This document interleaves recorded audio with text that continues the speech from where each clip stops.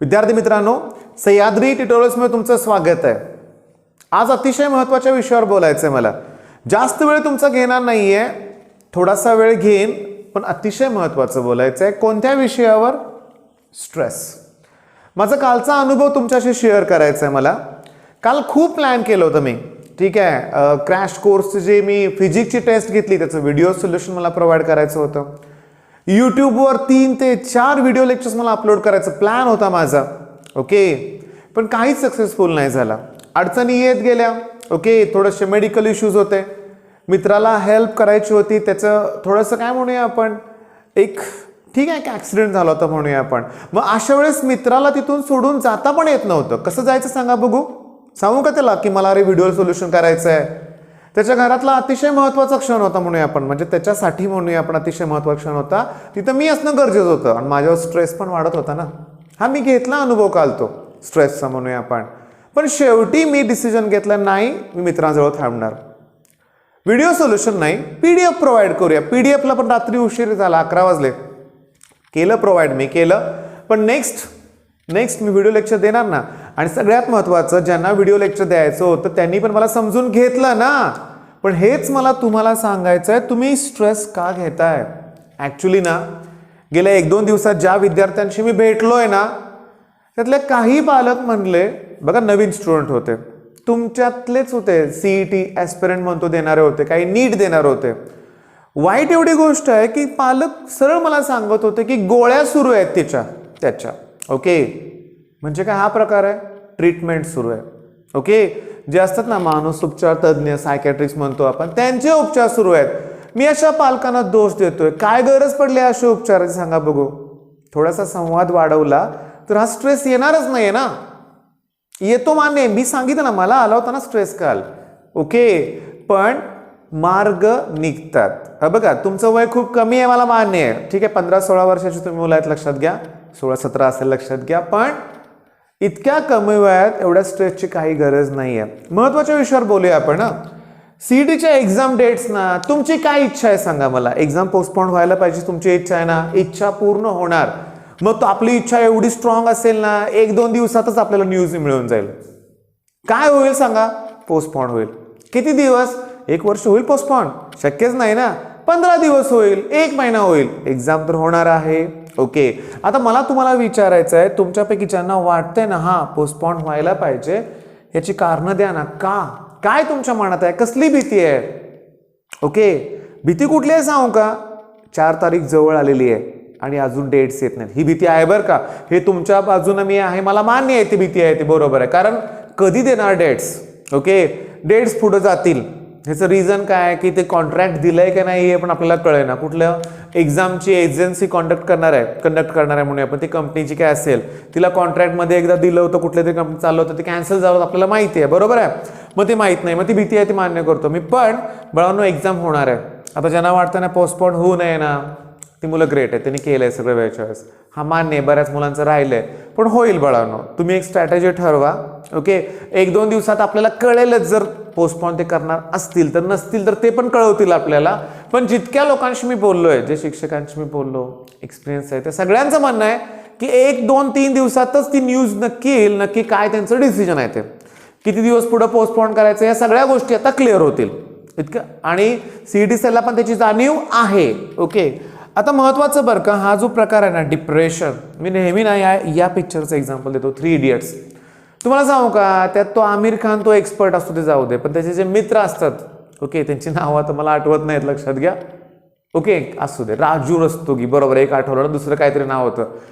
तर main point काय की ती दोघं पण तसे डिप्रेशनमध्येच होते, लक्षात घ्या, ओके। तो राजू रस्तोगी तर खूपच डिप्रेशनमध्ये असणार होता, त्याची फॅमिली कंडिशन पण चांगली नव्हती, ओके। समजून घ्या, तुमच्या पालकांच्या तुमच्याकडून नक्की अपेक्षा काय आहेत, ओके। त्यांची एकच अपेक्षा असते की माझा मुलगा, ठीक आहे, तो चांगला शिकावा, त्यानं त्याचं एक चांगलं लाईफ सेट करावं, अशी अपेक्षा असते, बरोबर आहे। की तुम्ही फार मोठा तुमच्यावरच सगळे ते डिपेंड आहेत असं कोणाचे पालक नसतात शक्यतो। सगळ्यांची एकच इच्छा असते की माझ्या मुलाला चांगलं काहीतरी करावं। त्यामुळे मी तुम्हाला सांगतो, तुम्ही अभ्यास करा, तुमची आवड ओळखताना फार कठीण आहे या स्टेजला, पण तरी पण सध्या आपलं टार्गेट काय? CET सारखी एक्झाम, ओके। मग तुम्ही अभ्यास करा बाळांनो, ओके। तुम्ही प्रामाणिकपणे प्रयत्न करा, तुमचं लाईफ तुम्हाला योग्य दिशेला नेणारच. तुम्ही या पिक्चरचा पुन्हा एंड बघितलाय, ती दोघं जे असतात ते त्यांच्या जे काय आवडीचं करिअर होतं त्यात ते यश मिळवतातच, बरोबर आहे. म्हणजे ते प्रामाणिकपणे कष्ट करतात, त्यांना यश मिळतंच, हे लक्षात घ्या. हे मी नेहमी सांगत आलोय. आता मेन मुद्दा काय, हा एक प्रकार आहे बरं का, की 10वीला म्हणजे पालकांशी बोलतो ना, ते म्हणतात अरे 10वीला त्याला 98% होते, आता काय झालंय मग त्याला, आता काय येत नाहीये. मी तुम्हाला सांगू का, ज्यांनी IIT-साठी अकॅडमी जॉईन केल्यात ना, तेच पालक माझ्याकडे येत आहेत बरं का. आणि मी विद्यार्थ्यांशिवाय बोलतो ना, ते म्हणतात की सर एक तर मेन्सच घाईघाईत त्यांनी घेतलं, ऑनलाईन जो झालाय तो काही कळालं नाही, आणि ॲडव्हान्सचं जे सुरू केलं तिथं सगळा उरला कॉन्फिडन्स पण गेला. पण हे पालक मान्यता करायला तयार नाहीत ना, त्यांना काय वाटतं की 95 98 माझा मुलगा खूपच ब्रिलियंट आहे. हा आहे, ब्रिलियंट आहे, पण 10th स्टँडर्डचा जो सिलेबस आणि 11-12चा खूप फरक आहे रे. 11-12 मध्ये खूप बेसिक आणि खूप बेसिक गोष्टी क्लिअर असून देखील तुम्हाला खूप कष्ट घ्यावे लागतात, ही रियालिटी आहे. तर माझं म्हणणं काय बघा, MHT-CET मध्ये सुद्धा चांगला स्कोर होतो बाळांनो, तुम्ही फक्त समजून घ्या. मी जस्ट एक एक्झाम्पल सांगू का, की मी माझ्या ऑफलाईन क्लासमध्ये ना, ऑनलाईन क्लासेसमध्ये ना, केमिकल कायनेटिक्सची एक रिव्हिजन घेतली. ओके, आणि माझ्या लक्षात काय आलं की R=K A² आणि B, म्हणजे A साठी ऑर्डर 2 आणि B साठी 1 आहे. हा एकच रेट लॉ आहे ना, ह्याच्यावरती CET 4 ते 5 वेळा क्वेश्चन रिपीट झाले. त्यांनी फॉर्म्युला स्वतः चेंज केलं, म्हणजे ऑर्डर स्वतः चेंज केलेली नाही आहे. म्हणजे MHT-CET ही एक्झाम ना सोपी जरी असली ना, तर होतं काय बघा, की पेपरमधले 4 ते 5 क्वेश्चन आपला कॉन्फिडन्स घालवून टाकतात, अवघड प्रश्न. पुन्हा तेच रिझन आहे, घेतलं विनाकारण स्ट्रेस, आलो तणावात. आपण कधी दूर होणार तणाव तुमचा हा, नेहमी ना लक्षात ठेवा, येईल ती सिच्युएशन हँडल करायला शिका. ओके, की मग अशा वेळेस काय करणं योग्य ठरेल हे आपल्या मनाला विचारा. ओके, घरातल्यांशी बोला, स्ट्रॅटेजी ठरवा. आता एक स्टुडंट सांगतो, आता मी तुमच्याकडूनच विचारणार, तुम्ही कॉमेंट बॉक्समध्ये कळवा मला की काय केलं पाहिजे. बघा, मला जो स्टुडंट भेटला, ओके, CETची तयारी ते करतोय, 12th पास आउट आहे, ऑब्व्हियसली बोर्डला मार्क खूप चांगले आहेत, सगळ्यांनाच आपले चांगले मार्क आहेत, त्याला पण आहेत. ओके, मी जस्ट विचारलं सेंट्रीपिटल फोर्सचा फॉर्म्युला काय, तर मला असं उत्तर मिळालं की मी 11th स्टँडर्डला क्लास जॉईन केला नव्हता. बघा, 11th स्टँडर्डला क्लास जॉईन केलेला नव्हता, आणि मी आता एक XYZ अकॅडमी नंतर जॉईन केली होती, पण त्यात त्यांनी बेसिक काय शिकवलंच नाही. अरे हे काय उत्तर झालं, आता एका महिन्यात CET द्यायच्या, समजा 4 तारखेला झाली तर 10-20 दिवसात, आणि सेंट्रीपिटल फोर्सच फॉर्म्युला येत नाहीये.